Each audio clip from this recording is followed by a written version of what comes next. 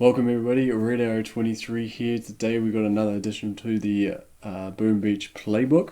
We're going to be adding the Phobos with Captain Everspark using her universal remote. Let's boom this beach! So in we go. It's not a hostile beach, so we don't have to worry about that. The machine guns don't come right onto the beach, so we can just do a flag land with these using the power cells as our anchor.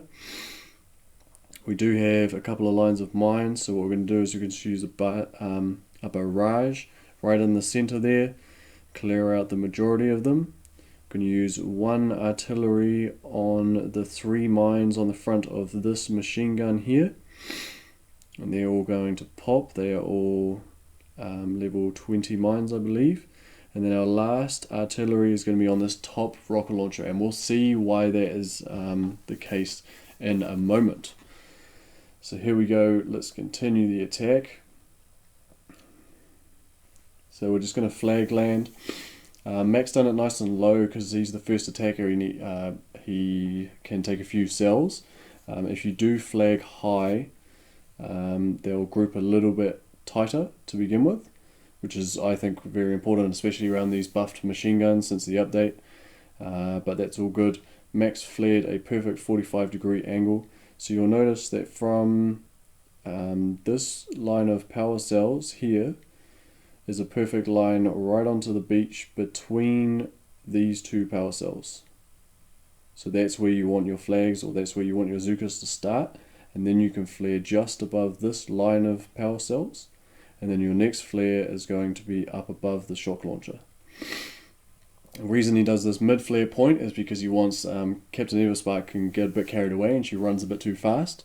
So we want her to take a bit of a breather whilst the Zookas catch up, and then we'll be flaring that next. So you want to throw your next smoke first and then flare up to that corner. So you see the Zookas are pathing quite nicely through here. We're going to clip 1 mine on the way through, which is absolutely fine. And you have to be really careful with that second to last smoke that he's done so far by the machine gun. The reason for that is that the Zookas like to go left of this shock launcher, as you'll see as they come around the corner, and it's very tempting to shock, or if you want to do like a 2 smoke right at the end, to do the one on the shock launcher that we're about to sort of gather around, and one to the right and above this machine gun, which is great, but you're going to lose a whole bunch of Zookas that are kind of hugging the core and the left side of that shock launcher. So make sure you do that.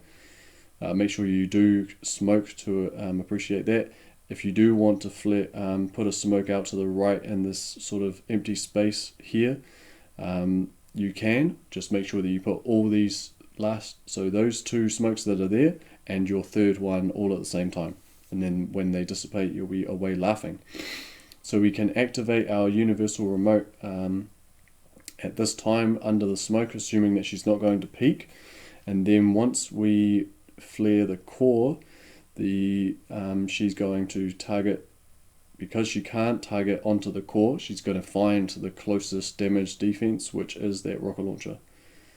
So you see, as soon as she comes out, she's going to target it, and these rocket launchers are all going to fire into that because it's closer than our Zookas. We still need to shock the shock launchers, mainly the bottom 2, but if you can get that 3rd one without shocking too many of your girls, that's bonus, because there's always going to be one Becky that decides to just peek a little bit further. He has gone for the 3 machine guns, and he's also managed to clip that shock blaster, which is awesome. These shocks are obviously going to be dependable on your draw. So let's get in to see how quickly this all happens. So the top rocket launcher has been remoted. The Zookas are firing into the core, and the far right rocket launchers we've saved a shock by using that top one as bait. It's now fighting for us, so it's not going to fire into our Zookas, so we don't need to shock it itself. And we also don't need to shock these rocket launchers because they're all firing into it. If you are a little bit worried that the Zooka, there is a little bit of time between it coming under our control and because we've got to take control of it, whilst we're out of the smoke, this rocket launcher could target our Zookas first. So if you are worried about that, you can throw some preemptive critters onto the rocket launcher itself that you are taking control of. And now we are just laying into the core. As soon as that rocket launcher is dead, we want to be either shocking these rocket launchers, or in Mac's case, we are already taking it down. And boom goes the core, slam down those medkits, and that's another win. So we're going to have another quick look at that all the way through from a little bit more zoomed out. So let's jump in. So as we know, we're going to be barraging right in the middle there, artillerying the 3 mines that we know we're definitely going to go through. If you're not used to this path, I definitely suggest using 2 artilleries and just take out 6 mines. So if you took out this left one as well, and then took out these 2, so like 1 to the mine just to the right of this one that's still there, and 1 on this mine here, then you take out all 6 mines and you wouldn't have to worry about clipping them and scaring the living daylights out of yourself. And then that top rocket launcher marking works for the universal remote, and it also works for our spread for the Zookas when they first get there, before you flare onto the core. With the flag land, we've already talked about it, we can flag really low and let them gather the GBE without risking getting in range of the machine gun or the shock launcher, or you can flag high and they'll be all nice and tightly grouped.